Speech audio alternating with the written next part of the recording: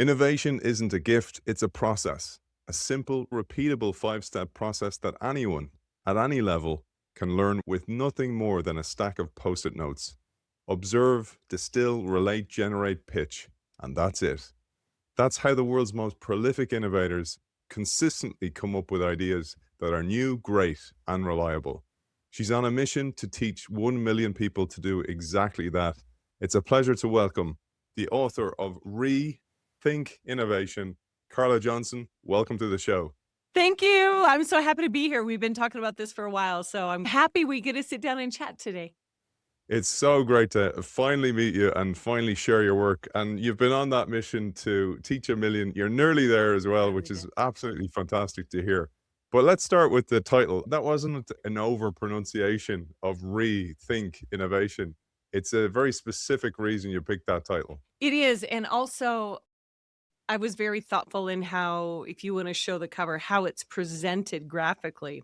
So it's RE:think innovation. So I say in the olden days, when I was early in my career, we would have these paper memos and it would say to colon from colon RE colon, like regarding what is this memo about? And so for me, that's what I wanted it to be. It's yes, let's rethink innovation and who's involved and the purpose and how we all look at it. But it's regarding the way we think about innovation and really looking at it from all different perspectives and reevaluating what we think it actually is and who we give permission to be a part of it or how willing we are as individuals to give ourselves permission to be a part of the process. I actually still use re, so I don't know I what do that too. says about me. Is like I'm some old English lord or something. I'll be sending messenger pigeons to Yeah. people. It's But good. yeah, I use re in my letters and in my emails even as Yep. well. But let's start with the cautionary tale of the thirsty pet story, which you open the book with. Sure, but for me, I loved it. I love to find quirky little stories, and it was so fun to come across this story about the pet water company because they had these high hopes, and I think like a lot of companies, they looked around and they said, Here's this amazing opportunity for us to be a billion-dollar company in a really short amount of time." And they failed to look at the signs that were right in front of them. So the product was, if you were a dog, it was like a beef flavored water. If you were a cat, it was like a salmon flavored water. Ideally, it was a health water. And the owner had been walking down the aisle in a grocery store looking at all of the options for your pets, food, care, all of these things. And he's like, the only thing we don't have is pet water. And as humans, we have the Dasani, we have the Fiji, we have all of our, liquid death, we have all of our waters. They said, well, why should we not allow our pets, our beloved family members to have the same quality of water as we do? So they launched this company and when it first started out, it looked like it was just incredible. But what they didn't take into consideration is like the health impact of this water, and so it was, the cats and dogs were getting fat because of all the additional calories in it. And also they didn't take into consideration, like, these are pets that will literally drink out of the toilet. So their discerning taste was not at the same level as their pet owner's discerning taste. And as you can imagine, it just fell flat on its face. But it showed all the signs of what we typically think of, like a disruptor, an incredible innovator inside an industry, and yet it missed the very signs right in front of it that the idea wasn't new, great, reliable, one that could actually produce money and sustain for the long term. One of the things that story opens up is the question of a reliable idea, and we'll come back to that because it's a really important aspect that's throughout the book. But the only other things is, and I experienced this recently, I'll share this with you because you work as a practitioner in innovation as well. I was asked by a well-known brand to come up with a workshop for their senior team, an innovation workshop, and it was a person second to the senior leader who was I was dealing with and did the workshop, did put the workshop together, and then I had a call, and I gave the call, and it was crickets, like, not going well. It's the only time it's ever happened. It was so disappointed by it. But the problem was she wanted an innovation workshop, but when I talked to her, it was about innovation, and it turned out she wanted creativity, which is something that, yes, linked to innovation, but it's not innovation. And it opens up the thing you talk about in the book, which is you ask 100 people, maybe even 1,000, for their definition of innovation, and it's often very different. And an organization really needs to agree on what they mean by innovation. Maybe you'll share a bit about that, but also your definition of innovation. Yeah, and it was interesting. I like to poll people and see what their ideas are. I mean, I have my own experiences from my own client engagements and from people I talk to after I give keynotes and things. And I love to hear their perspective. But I did this question. I put the question out on LinkedIn a number of years ago of how do you define innovation? And I think whatever number it was, there was probably twice the definitions of innovation. And as I read through them, none of them were very clear. And two, none of them were definitions that you could read and then understand what behavior should I take next? What should I do?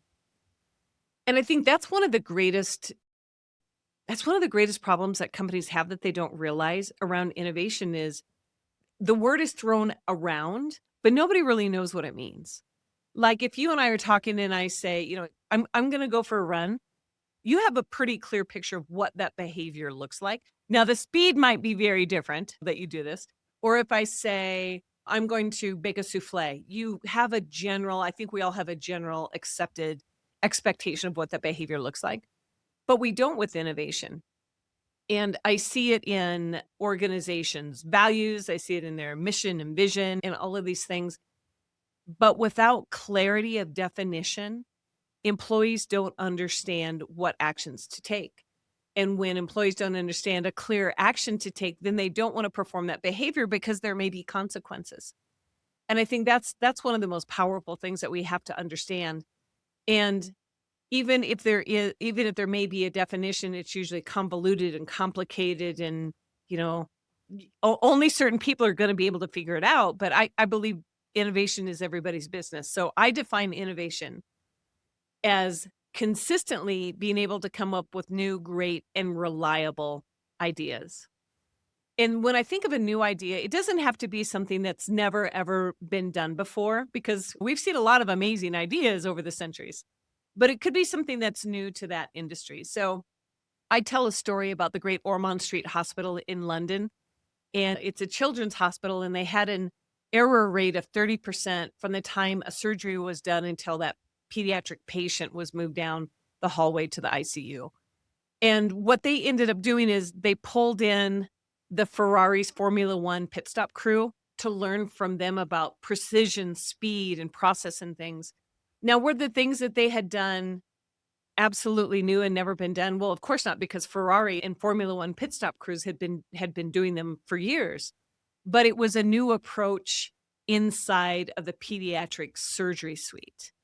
And those standards, they dropped the error rate by 20%, and they're continuing to slowly chip away at that. But that process and the standards are now incorporated into pediatric surgery suites around the world. And so that's an amazing new idea.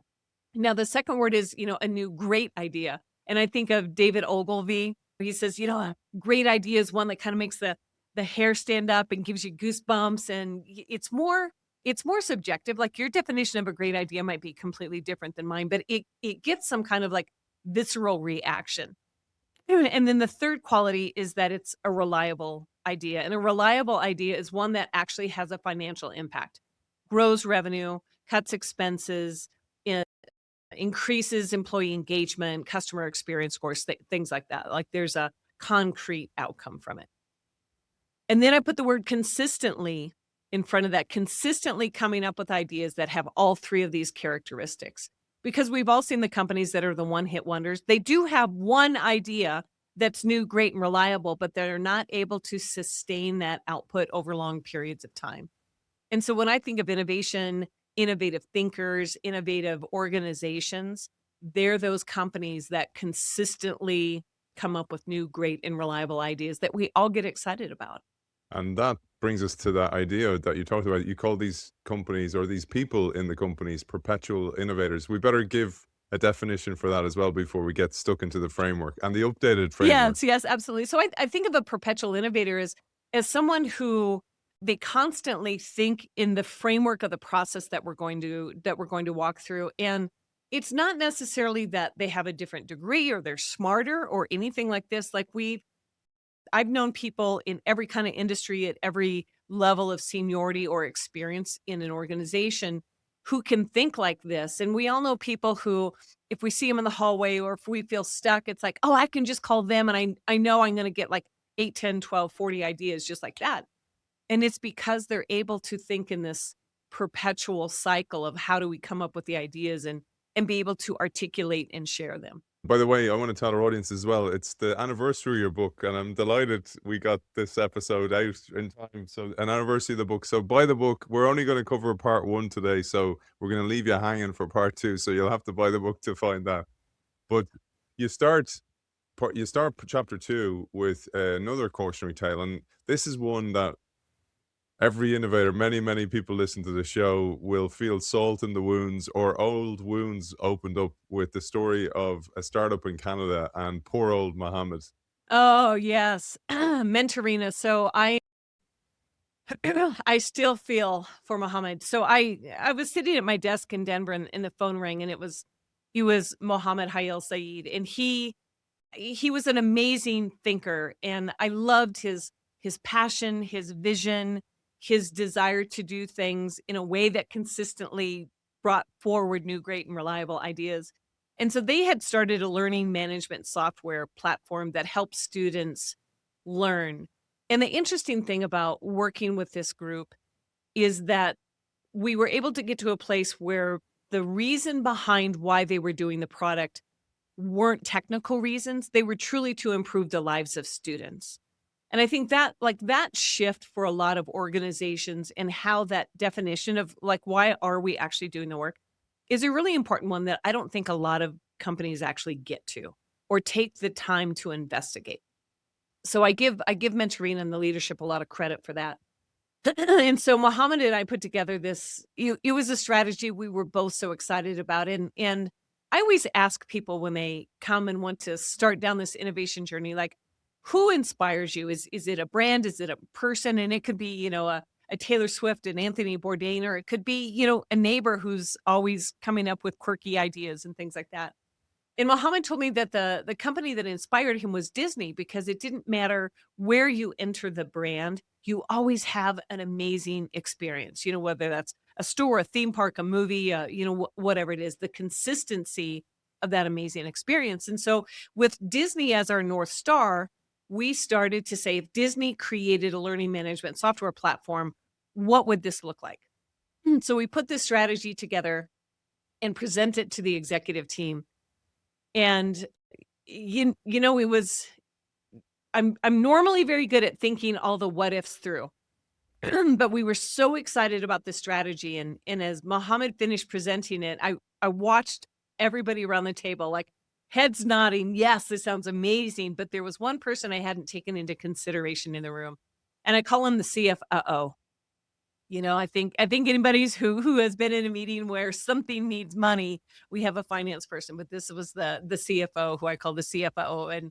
And when Muhammad was done, the guy took his glasses off and put them on the table and pushed himself back and he crossed his arms and he's like, "We're not doing this.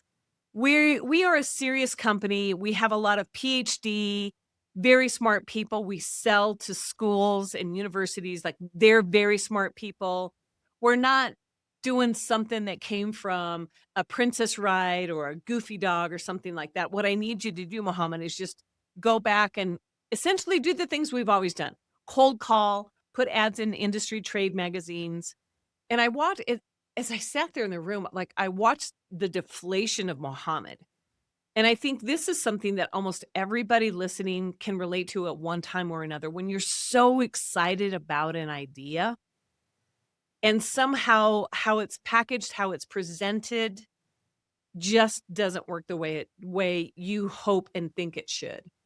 And I think that really sent me down the path of understanding what happened in that room and how can we fix it so others don't experience the same outcome.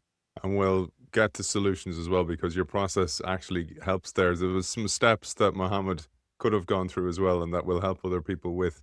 But one of the things that happened there is we've heard of ADD, attention deficit disorder, but this is BDD, Exactly. which is brand detachment disorder. And we've all done it. And actually, I both read the book and listened to it. I got the audiobook as well. So I listened to it and it was read by you. Well done. You Thank did a you. great job.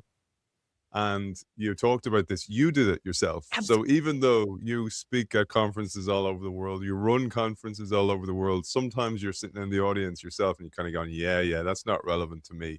And we all do it. And I was listening to you talk about this. I was like, going, oh my God, I do it too. Yeah, absolutely. And it kind of ties in with it wouldn't have mattered what brand we used as inspiration for Mentorina and presented that day because the CFO couldn't see the vision of what we were trying to do.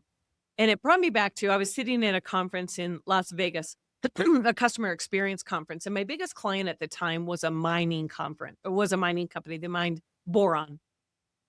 And I'm listening to the speaker from Zappos talk about their customer experience process and journey and all those things. And I'm like, ain't nobody in this boron mining company going to do any of this. And, as we do, I pick up my phone, I start checking my socials, my email, all the things. I look around and think, who do I know in this session that I can go to happy hour with? And I was thinking about it a little later. And I know that wasn't the first time I'd ever done that. And to be honest, sadly, it's not the last time I ever did it, but I call it brand detachment disorder because it's this tendency that we have to dismiss how relevant another company's experience, approach, vision, whatever it is, how relevant it is to us because what we sell is different or unique. And I hear people say this all the time. That's not how we do things around here. Yeah, that worked for them, but that would never work there. We don't have that kind of budget. We don't sell that kind of product. I mean, shoes versus, mining materials. We're not that kind of company. We don't have that kind of culture. There's all sorts of excuses. And that's what I put together and just defined as this brand detachment disorder. And the interesting thing is, it applies, like I hear it all of the time. And it will be an organization that brings me in to talk about, like you said, innovation or creativity. Help us learn from other industries, help us bring the outside in. And inevitably, they will say, that's not going to work here because. And it's some sort of psychological protectionism. This might not be working the way we want it, but we're so white knuckled on holding on to the status quo way of doing things that we can't see that that's doing more damage than trying something new, that they don't see that the risk of staying the same is actually is higher than the risk of trying something new.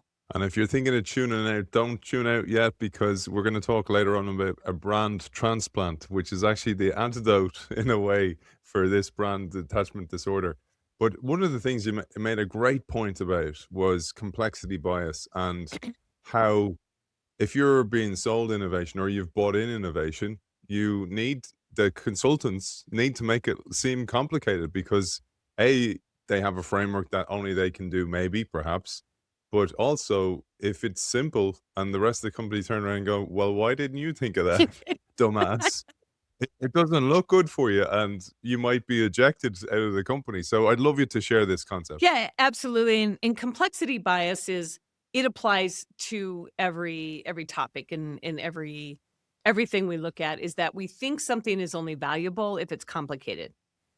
And what we don't understand is that the hard part is to simplify it. And so when I look at work that McKinsey or Deloitte or BCG does, lots of paperwork, lots of diagrams, lots of things.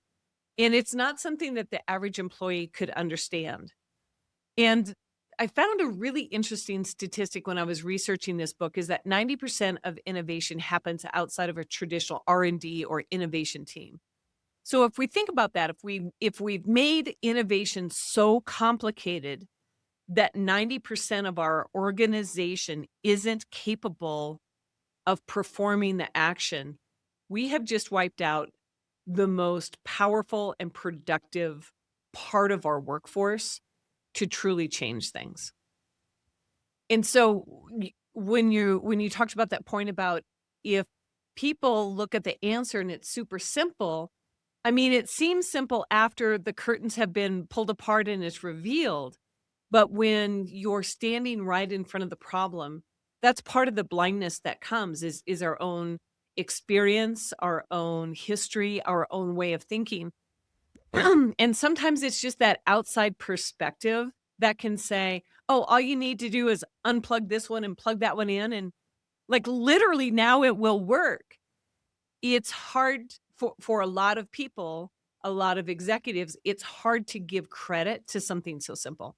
But I look at the organizations, I mean, Apple was all about how much can we simplify this? Like, what's, design is everything. Let's think different and let's make this as easy and simple as we possibly can. I mean, Netflix did that with with access to video and to movies and everything. Let's make it you never even have to leave your couch now. You don't even have to push a button to watch the next episode. Like, they've made it so simple. But sometimes simple is hard. And I think when we look at companies who say, we this is a complicated process. This is a complex situation. The assumption is that the answer also has to be complex and complicated, which generally also means time consuming and expensive and convoluted. And in my experience, it doesn't have to be that way nearly as much as people make it out to be. I always think that, like, you've done a good job if people kinda go, "Oh, that made a lot of sense to me," and it's not like they're having these huge aha moments. It's more like kinda going, "We got this. We can do this." Like, job Yeah, done when you're working in absolutely. an organization. But I loved so chapter 3, you move on to an idea I absolutely love, and we'll come back to it properly when we talk about the process, which is the brand Transplant I mentioned earlier on, because it was right at the heart of what Kerry Smith did with his company that became a fan company with a name that people would not forget. And the inspiration of the brand Transplant came from a deli company in Ann Arbor. I'd love you to share this. Absolutely. So Kerry Smith, he had started this company called the High Volume, Low Speed Fan Company. So you can see, yeah, Forgettable, but a very unforgettable. forgettable Like, name. I know the thing, and I still had to stop and think about what order it was. And when I interviewed him, he's such a delightful man. I interviewed him, and he tells me this story about they were all sitting around a table in a big warehouse, and the phone rings, and it's whoever is closest to the phone answers the phone. And they say, "Hi, this is the High Volume, Low Speed Fan Company. Can I help you?" And there's this, as you can imagine, big silence on the other end of the phone. And the person finally says, "Are you the people who sell those big ass fans?" And they heard that enough, and Carrie's a smart guy, and he has just an amazing sense of humor. He said, "Well, why don't we give the people what they want?" And so they renamed the company the Big Ass Fan Company. But as he was looking at the whole industry and how it serves customers, how it designs a product, how it looks at the customer life cycle, he said what he was seeing is companies that were manufacturing and selling essentially a lower quality product and making money on repairs and back end kind of things. And then he happened to be in Ann Arbor, Michigan, and he went to Zingerman's Deli.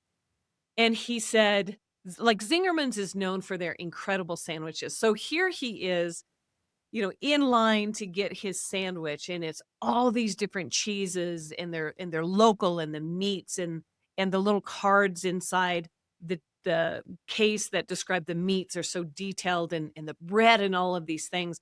And then he gets up to the counter, and he said it's not just like a high school kid who's working there for the summer or a part-time job. It was actually an employee who cared whether it was a high school or not, and who could get into the very detail of the texture of the bread and how it blends with the meats and cheeses and all these things. And he said he was presented a sandwich. It wasn't just like slung across the counter.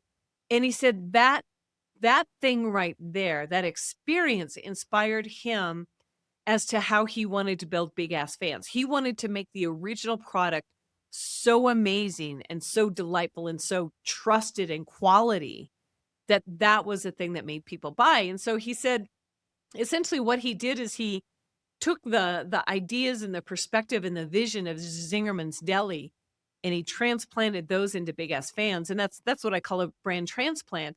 And how you fix brand attachment disorder is you look at what is it like what Carrie did is he looked at the details and the quality of that experience at Zingerman's Deli.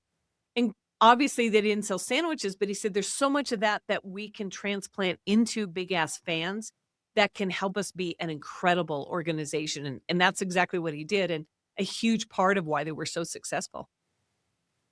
One of the things I really took out of that was when you said to do it right, to do it the way he wanted to do it. Like Zingerman's will never be a Walmart. It will never be that big because to have that level of excellence and to keep that level of quality, just like big ass fans can't compete with the Chinese, for example, you have to keep within a certain constraint of size here. And constraint's an important thing we'll come back to later. But I thought that was a really key point that cannot be overlooked. Absolutely. And I think when you like when I look at big organizations and what innovation looks like inside of them, there's constraints that smaller organizations don't have. And a lot of it is the legacy way of thinking, the legacy pace of movement, the legacy of everything has to be systematized, put into a process. And almost, if you think about big companies acquiring small ones, a lot of what made it beautiful and special and unique and desirable as an acquisition gets stripped away at scale. And I think that's what Corey or Carrie was so great at understanding and thinking about it. And he now runs an investment company and he understands like those are characteristics that he looks for in these companies that he invests in. One last thing on the brand transplant, essentially, but you work with companies to innovate also with their marketing processes and ideas as well. I love this one, which was you say, for example, you met the head of marketing for Red Bull, and he's like, "Oh my god, if I only had the budget of Coca-Cola," and you're like, "Going, what the heck? This guy is an amazing brand." That so we do this everywhere, but I Everybody know does it. Yeah, and I remember my jaw just dropping and thinking if Red Bull is saying, "If only I had," fill in the blank. It's just incredible where I think everybody's we all have these reasons and excuses that hold us right back from the edge of what we think is possible. The if onlys, yeah. I I really took that from the book that no matter what you're doing, like, you can aim for excellence. It just depends if you want it. I Yep. mean, I don't mean that, yeah, sometimes things that aren't going your way, sometimes you might have debt or whatever, but I mean, the imagination to aim big, and then obviously it's gonna be a tough journey to get there, but do have them and it's one of the reasons I love doing the show is just to bring concepts to people to go and just think a bit bigger, just think outside the box or think get rid of the box altogether. But the box is important, which is the constraint. But the last one was share. I loved this one.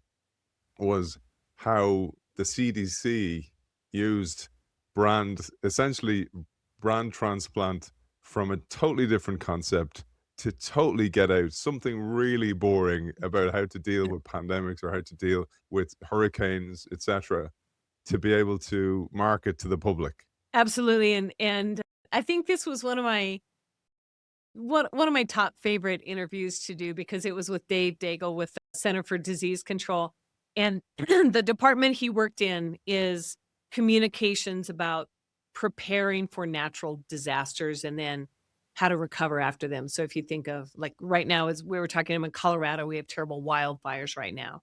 You think about hurricanes, you think about tornadoes, any kind of a natural disaster, floods, any kind of a natural disaster like that. And as a communication person, I mean, my background is in marketing. One of the big challenges is just to get people to pay attention to the important things so it will change people's behavior. And that was a struggle that Dave and he had two people on his team that they were dealing with because every year in the Midwest in America, it's usually late May through August, it's tornado season. And they're trying to help people understand, like, here's how you prepare for a tornado, like water, dried packaged food, some extra clothes, matches, candles, things like that. Put them in a place that you can grab and go to the basement, or at the times in some places in the Midwest, cellars, which are dirt food storage underground kind of thing. And people didn't care. They didn't, there were so many other things to pay attention to as summer was coming and kids were out of school. And it was one year when the hurricanes or tornadoes had already been particularly bad in Oklahoma, and devastation, and the tornadoes, they wipe out, legacy farms and towns and everything, and it's devastating to have to try and rebuild. And he said, we have to figure out a way to get people to pay attention earlier and sooner and deeper, because this affects people's lives and can help save lives. And they were kind of chit-chatting before they started one of their meetings, and one of the people on his team said, like, "Did you watch the last episode of The Walking Dead?" And they were laughing because in that episode, everybody runs into one of the CDC offices to get away from the zombies that were chasing them. And they were laughing about it, and they said, "Oh, maybe that's something that the CDC needs to help people deal with." And then it was like, ding, maybe that's the connection, and that was their brand Transplant, is that they looked at something that was so popular right now at the time, so popular in mainstream society. And they said, how can we transplant what people get excited about, what they love? I mean, people were doing like zombie 5K, zombie dances, zombie raves, everything was a zombie. How do we transplant some of that zombie energy and excitement into our work? And he had an idea about positioning disaster preparedness, as in we're preparing for a zombie apocalypse. And and he went into his boss, and he said, his boss was Dr. Ali Khan at the time. And he said, I have this idea. Are you okay with it? And Dr. Khan said, I love it, or something to that effect. And so they published a blog that said Zombie Apocalypse 101, like how to survive a zombie apocalypse. And they put it out on the CDC blog. And Dave said, we kind of covered our head and winced, and nobody got fired and nobody got yelled at. So then 2 days later, they promoted it on social media. And within an hour, they had over 60,000 hits, and the server went down. Now, mind you, a great blog post before this was maybe 2 or 3,000 hits.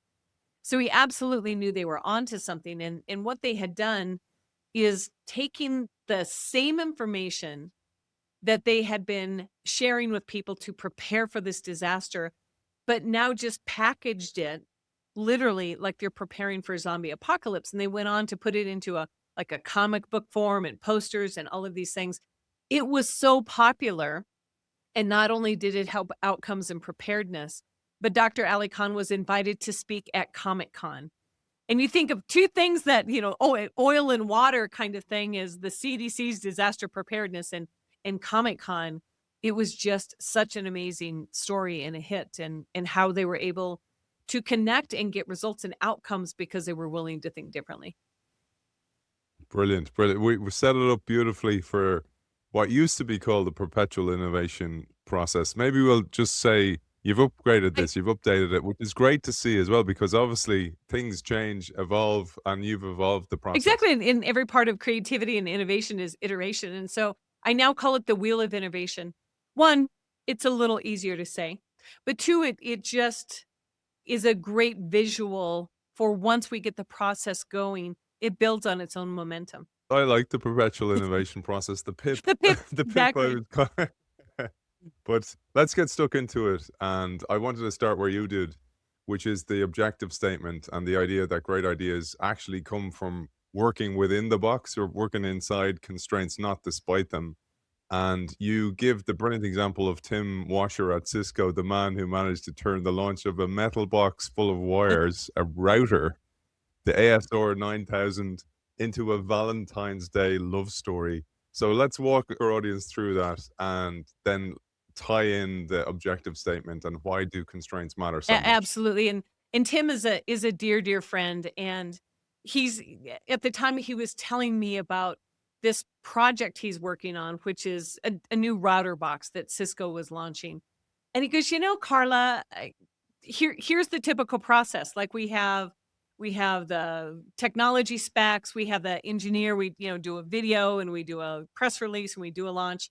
And Tim's background is in stand-up comedy, in comedy writing. He was a writer for Amy Poehler's Weekend Update on Saturday Night Live. He worked for Conan O'Brien, and he's just a dry, funny, witty guy who ended up in corporate marketing at Cisco. And he worked at IBM for a while as well. And he said, I just feel like we have a better opportunity here. And what we talked about is sometimes the reason that our creative ideas or our approach to innovation doesn't work is because we aren't actually clear on the outcomes that we're looking for. And that's was the impetus for creating the objective statement, which is we need new ideas too. And oftentimes that's very easy for a company, to specify, to improve our customer experience scores, to, have a great product launch or whatever. But the next part is so we can. And I tell you, every single person group I've ever worked with struggles for this definition. And this is why outcomes generally never hit expectations, is because there's no agreement and alignment on what is it that we're actually trying to accomplish here. And I think so many organizations, I mean, we see it now, we're running at such a fast pace and we throw technology at it, we throw AI at it, we throw so many things at it, but we don't understand, have defined, or agree on what is the actual outcome we're looking for. And then we also say with these constraints. Now, oftentimes the constraints are budget, time.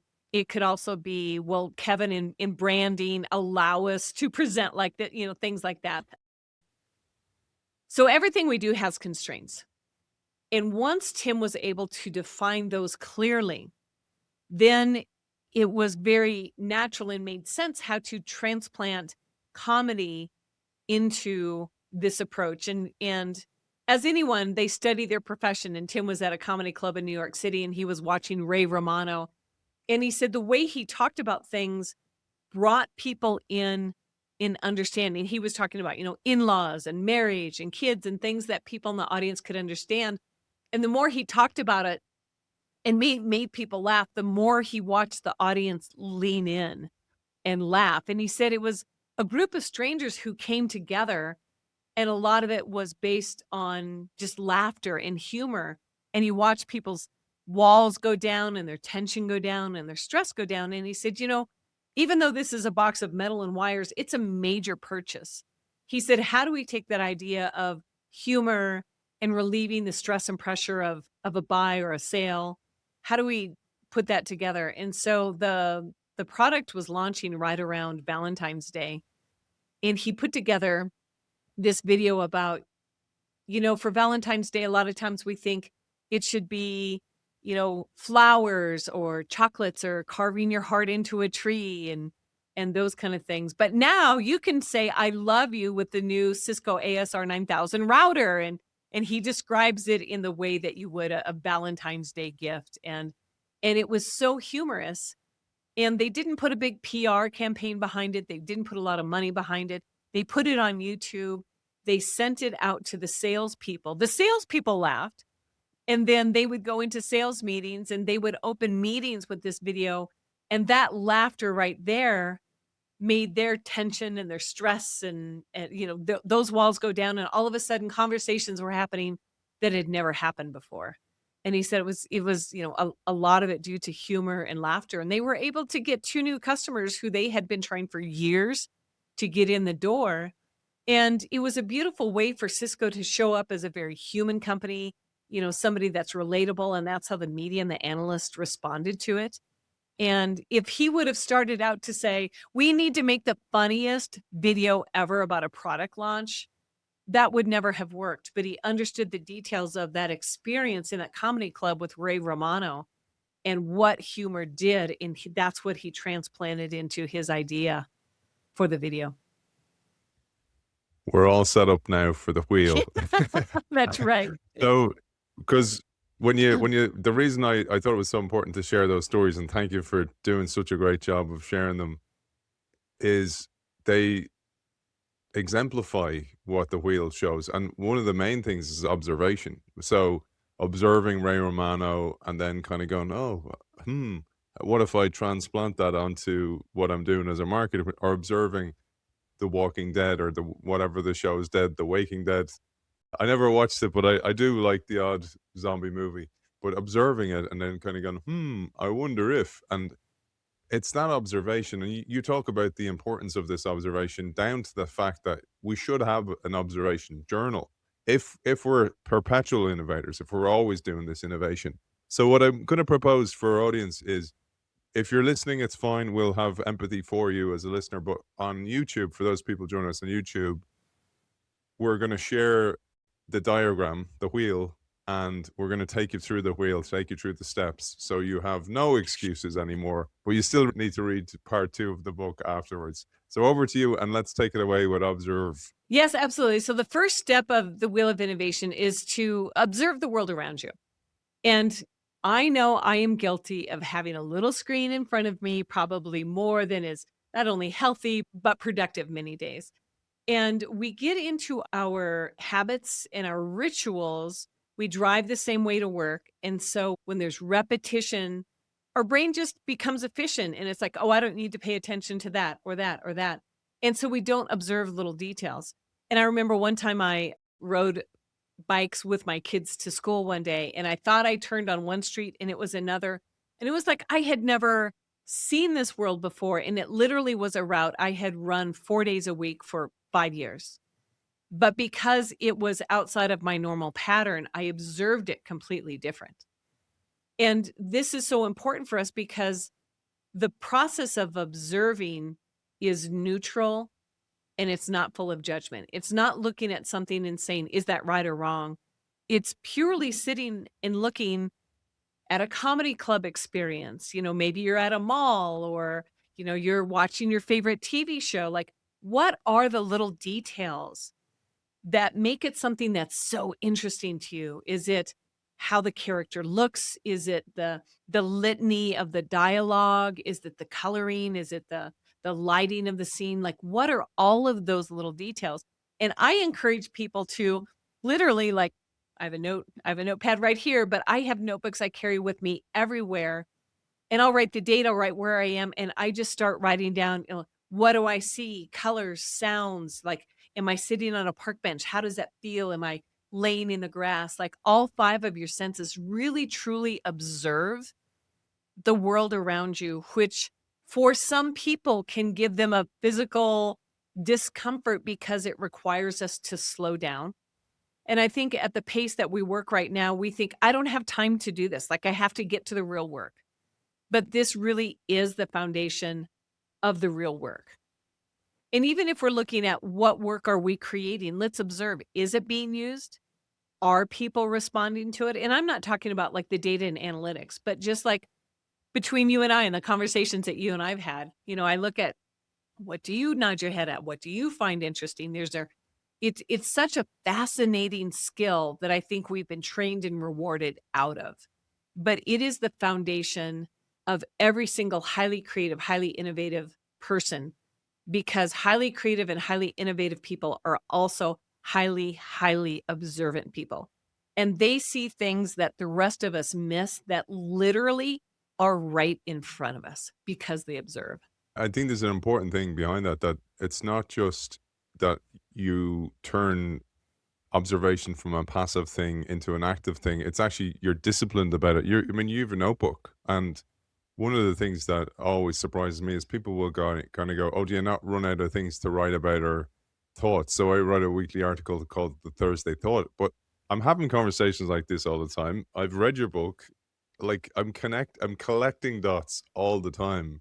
And then comes the next step, to distill the ideas, Mhm. and under there relies discernment. But distillation is connecting them Mhm. and creating constellations. But I find it's just fascinating that, you cannot write, or you cannot have thoughts if you don't collect the dots in the first place, which is observation, and then the distillation comes afterwards. Because if you collect enough of the dots, they start to connect and usually in weird ways, like zombie movies or whatever it might be. And that's where the marination happens. And you told me, for example, your book marinated for 5 years before you wrote it, and that's necessary, I think. But in there, those dots, the right ones bubble to the top, and the right ones connect, and they connect in a unique way to you, which is a way to bring us to the next step, which is distillation. It is, and you mentioned an important thing that I want to make sure to really emphasize is that the process of observing truly is collecting the dots. And we'll get to the part where we connect the dots. And we hear that all the time, like, oh, creativity is great. All you have to do is connect the dots. But if you only have 4 dots to connect, you're not going to have very original ideas. And that's why people who consistently and intentionally put themselves into new and different experiences, conversations, what they choose to read or learn or listen to or watch, they're collecting all sorts of very different kind of dots. But our brain does need to organize them, and our brain naturally loves to find patterns. And so the second step is to distill those observations into patterns. And they can be totally random patterns. It could be like, I remember sitting in Times Square in New York City, going through, and I had all of my observations. And as you can imagine, Times Square, there's a lot of things to observe. And some of it was just things like tall buildings or tall things. The color red, which is very prominent in New York City. And as we get further into the process, like just something as simple as that helps you understand what makes something else so successful. So during the ALS Ice Bucket Challenge, where people would either pour a bucket of ice water over their head or they'd write a check, it wasn't about doing something dramatic and different, like pouring a bucket of ice water over your head. It was about community. It was about something that was super simple to share. Like those were the patterns that came out of if you observed all the details of that campaign. Now, it would be hard for a lot of people in many companies to get an executive to say, yes, our campaign should be dumping the ice bucket of water over our head. But what you can do instead is to say, this was my inspiration. Here's what I observed that worked about that. The pattern here is that they gave somebody something very simple to share. Now that right there is a pattern that an executive or a leader of a team or whatever is much more likely to say yes to. So now we're taking something that's unique and different that we've observed and may seem like it has absolutely no relevance to our work or our company at all. And we're starting to put context to it and why it might start to have something to do with the work that we're doing. So that's the second step is to distill all of these random observations into patterns. I kind of think of it also like you're whittling away, so it's like a funnel. So yes, it's a wheel, but it's getting thinner as you go around. So you're not going to have a random idea Yeah, exactly. to give to a CFO. At least the idea has been somewhat filtered before it gets to them. But the next one then is the one we loved, and this links to brand transplanting, which is relate. Relate, absolutely. And I believe that this is the step that makes or breaks an idea when you go to share it. Because observe and distill are kind of outside in the world sort of things. And relate is where we take the outside world and start to bring it inside our own walls, our own teams. And if you don't do it or you don't do it correctly, this is where you trigger that brand detachment disorder of people saying that we're not that kind of company. Like the idea feels too risky and threatening. And so with Relate, it's really that bridge from the outside to what we are trying to accomplish as a team or an organization. And so the Relate is starting to say, okay, if the pattern is something that's easily is an idea that's easily shared, if it's about something that, is big and bold and red and tall, like those are things that we can start to relate into our own world. Well, if we're wanting to make our product or conversation about our product something that's super easy to share, well, now that starts to give us structure and context for when we go to generate ideas, which we'll get to.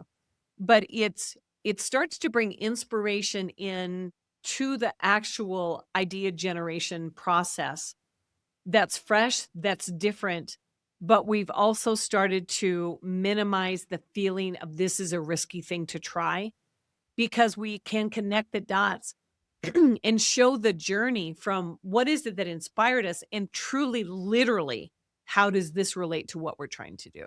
One of the things people miss with the work that we do, say working with organizations, running workshops, facilitation, etc., is the language we choose is very specific, and that might be just an afterthought for some people. But there's a quote by Wittgenstein I love: "The limits of my language mean the limits of my world." And in the book, I loved you cite the work of Min Basadeur, this lady who did decades of research showing the words we use can actually kill an idea before it's even born. I was delighted to see you highlighted this, and something that people often miss. And if they're doing internal workshops or they're talking to a CFOO, it's important what language they use. Oh, absolutely, and I'm happy you brought that up. So Min Basadeur, he worked for P&G on the marketing team, and it was this yeah, Oh, no, sorry, yeah, Min. and I thought it it was was a this woman's this name. nuance of how we ask a question can shift the entire mindset around how we approach it. So if we say, "How could we be as creative as an apple?" How could we be as creative as, fill in the blank with any kind of organization? Our brain starts to answer that question, and oftentimes it will say, "Well, to be honest, I don't know if we could. We don't have that kind of budget. We don't sell that kind of product. We don't, our brain answers the questions that we ask it. Or we say, "How should we fill in the blank?" Your brain starts to go, I don't know if we should. That's a little risky. It might go over budget. It might affect my career, that promotion. I don't know that we should. And so what he understood is that asking the question in the context of how might we, there's no place for your brain to go to put on the brakes. And it's the meaning of the word might. It's almost like, let's pretend. Nobody says this is going to be a real thing. There's no consequences tied to it. So your brain naturally goes, "Oh, well, how might that happen?" Well, we could, and then it starts to go to work and it starts to connect the dots. Like, how could we be more shareable? How could we build a bigger community? How could we be as interesting and dynamic and create a hunger for our content like The Walking Dead? How might we? And again, your brain is going, there's no risk here. Like there's nothing on the line. And that's when it really starts to open up. It's so important, that language, I think, when you're selling ideas in a corporate in particular, where it's all about de-risking Yeah. and that language. And sorry, Min, you subtly told me, hey, Min's a dude. I feel I owe that to him and his work. Yes. I'll have to check his workout. But in the relate step, we looked at how might we, which is important language that Min talked about. But in the generate step, which is next, we ask, what if we tried this? So we start to get closer and closer to that pitch that we're so much after. Exactly. And it's to your point, like it does feel like a funnel. And there was another piece of research that I found interesting in that we don't get to truly creative ideas until we've gone through the first 200 ideas. And if you look, like we've spent how much time already talking about the first 3 steps of this process, but typically what happens when we need a new strategy or an idea, we say like, let's all get in the conference room, let's have our offsite, let's get our ideas together. And there's no such thing as a bad idea. Everybody throw out your ideas and we know what happens. There's a whole lot of really bad ideas. And the person who talks the loudest or talks the most or is the highest ranking person, their ideas always move forward. And everybody else is going, well, why did we even bother? And I'm so far behind in my work and my email. And no wonder people have this aversion to creativity sessions or innovation planning or anything like this because we don't give it time to get to that great work. And the reason the research says 200 ideas is because your brain will start out and dump the most likely, the most familiar, the most safe, the most risk averse. Like it's a little bit like AI. What's the most likely answer that you will say yes to? And we don't get to that new fresh ground until we essentially get that out. We have to get that out, push it aside, and then we continue to push and almost go into the ridiculous, the audacious, things that are so crazy they could never work, but you know what? They're so ridiculous they just might. And that's when we get, it's so ridiculous that the head of the CDC's disaster preparedness could ever be invited to Comic Con, but look at that outcome. Now they didn't set that out as their objective, but it was an outcome because they kept pushing and saying, what if we tried this? How about if we did this? What if we remix this? And it can be two crazy and ridiculous ideas that come together and make a really amazing, realistic idea. Or maybe you've gone through this process a couple of years ago and somebody goes, oh, you remember when we thought about that one thing that wouldn't work then because of whatever? This would be perfect right now. And that's when you see the whole energy in the room and with the whole group of people begin to shift. The whole reason behind why we do idea generation is not to get the one right idea. It's to generate as many ideas as possible. Because in order to get to great ideas, we have to start with a lot of ideas. I love it. And the next one, I'm guilty of this. So I worked as head of innovation, head of digital in roles in the past. And sometimes you think that your past success is enough to carry the idea through the organization once again. And you don't put as much work into that. And even work to understand the incentives of the CFO or the senior executive team, because really they're almost like a VC buying your idea and to try and bring it to life. So we underestimate the pitch. And your big reframe in the book is that the pitch isn't a sales ask, it's more like an idea journey. And if you do bring the team on that idea journey with you, it has a way better chance of survival. But the one thing I want to emphasize is the amount of work we did to get here. And often that's skipped, or we might jump straight to the pitch, or we think that the idea is for we have loads of ideas and we think, let's try and let a thousand flowers bloom, blah, blah, blah. And I think that that's the piece that we miss in innovation so much, is that it is a discipline. Mhm. And it's counterintuitive for somebody who feels creative and innovative, that they have to go through all this. Feels like red tape, it feels like bureaucracy, but it's so important, which is why I love your process. But let's share a pitch, because it's so important. All the work we did to get to this point, and this is the point where we make or break. Absolutely. And I always say bad pitches kill great ideas. And a pitch isn't just like, hey, let me get your buy-in. A pitch is truly telling the story of the journey of your idea. And I'm a big fan of Shark Tank, and I know there's a lot of different versions of that in a lot of different countries. But I was watching it, and I mean, it's one of those shows that seems to be on all the time on some channel. You can catch Shark Tank, and I was watching it, and a contestant was giving their pitch, and Barbara Corcoran, she's my favorite. She's like, no, no, no, no, like, stop right there. Your pitch is so bad that I don't even care what your idea is. I'm out. And I think that's so true. We don't understand. I mean, a lot of pitches start with data, justification, all those things. Yawn. There's no emotional attachment or engagement. And if there's no emotion, there's no attachment. There's no engagement in the idea. We really do have to go back. And this is a beautiful part about the wheel of innovation, is that by the time you get to the pitch step, you've already put the pitch together, because it literally is just going back to the beginning and saying, here's something I observed in the world. And, I observed this problem that we're having in the company, which is secret. That's your objective statement. And I observed these things and I realized there's a pattern behind it. And here's the pattern: tall things, community things. And I started to see how those related to what we're trying to accomplish inside our organization or team. And that generated some ideas for me. You never want to go with just one idea. There's lots of different options. You have over 200 now.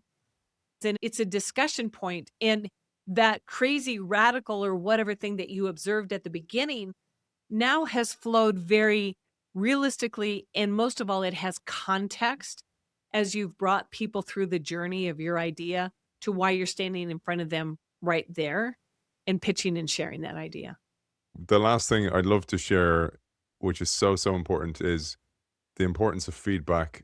both as a recipient of the feedback, if you've pitched the idea, but also if, for example, and often heads of innovation will find themselves in this position where they're the judge and giving feedback to other people inside the organization. So you're not actually damning them, so because they won't come back with more, because maybe you'll hurt their feelings or damage their ego in some way. I'd love you to share, because this is a so often overlooked part of the process that's so important from the other side of the table. Yeah, well, I talk to a lot of executives and I'll hear them say, "My teams just don't come to me with ideas."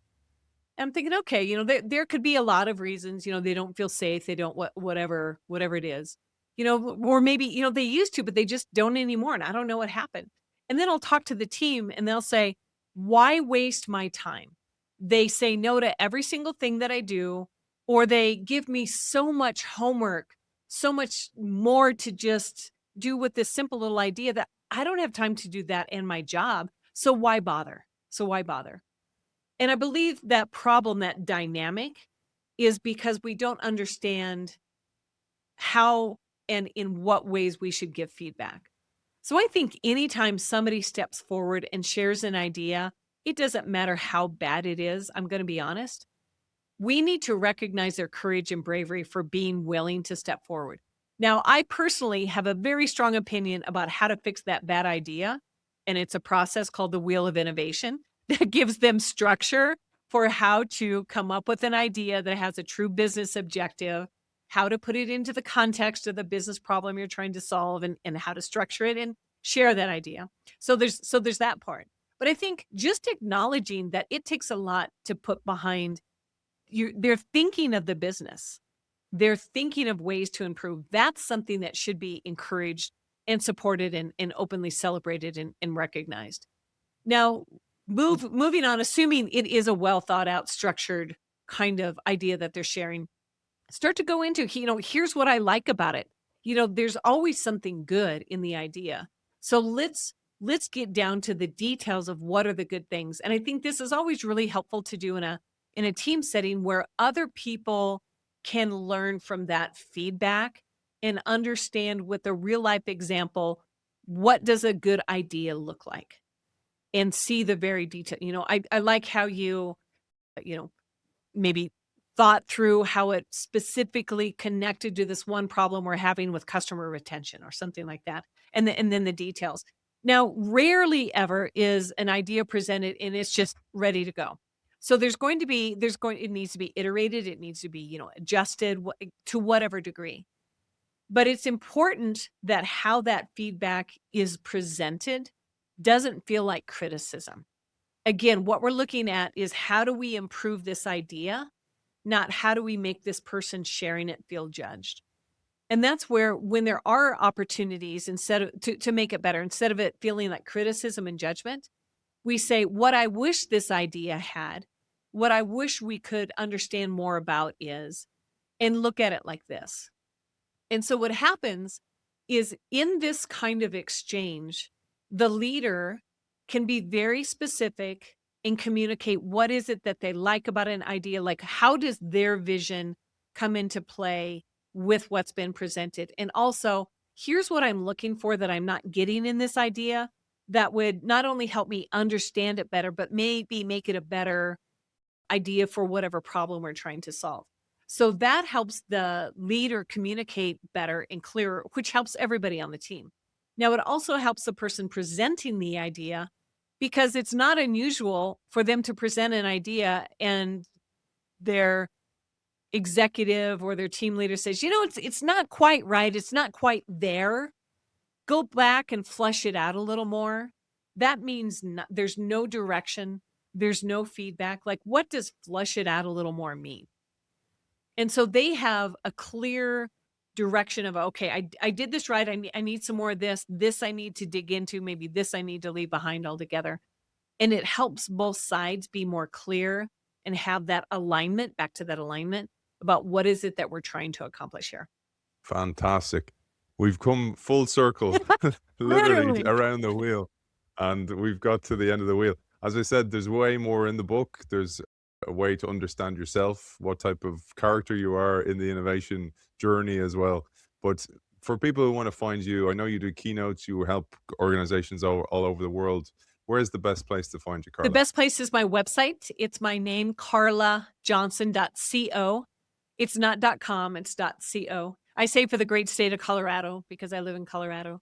And there you can take the innovation archetype assessment that you just mentioned. You can sign up for my newsletter that's every other week that teaches people detailed ways to build their own innovation skills, their mindset around it, how they can look at leading their teams and truly building that culture of original thinkers.